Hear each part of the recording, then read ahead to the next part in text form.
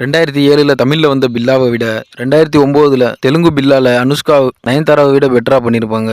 2006ல தெலுங்கு போக்கிரியில இலியானா பண்ணதை விட 2007ல வந்த போக்கிரியில இலியானா விட அசின் பெட்டரா பண்ணியிருப்பாங்க.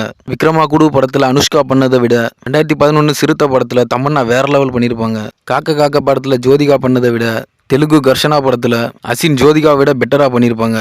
அலைப்பாயுதே படத்துல ஷாலினி பண்ண அதே கேரக்டரை ஃபில்மேன் படத்துல அவங்க ஊருக்கு ஏத்த மாதிரி டியா மிஸ்ரா ரொம்பவே கியூட்டா பண்ணிருப்பாங்க. மௌனராகம் படத்துல ரேவதி பண்ண அதே கேரக்டர் தெலுங்குல வந்து அபிநந்தா படத்துல சோபனா அப்படியே ரீப்ளேஸ் பண்ணிருப்பாங்க. 2010ல வந்த விண்ணை தாண்டி வருவாயா த்ரிஷாவோட கேரக்டரை ஏ மாயவா சேஷா தெலுங்கு படத்துல தெலுங்கு ஆடியன்ஸ்க்கு ஏத்த மாதிரி சமந்தா ரீப்ளேஸ் பண்ண இந்த கேரக்டர் ரொம்பவே கியூட்டா இருக்கும். 96 படத்துல த்ரிஷா பண்ண அதே கேரக்டர் ஜானுன்ற படத்துல சமந்தா அப்படியே ரீப்ளேஸ் பண்ணிருப்பாங்க. 2010ல வந்த சிங்கம் படத்து அனுஷ்கா பண்ண அதே கேரக்டர் 2011ல சிங்கம் ஹிந்தி வெர்ஷன்ல காஜல் அகர்வால் பண்ணிருப்பாங்க.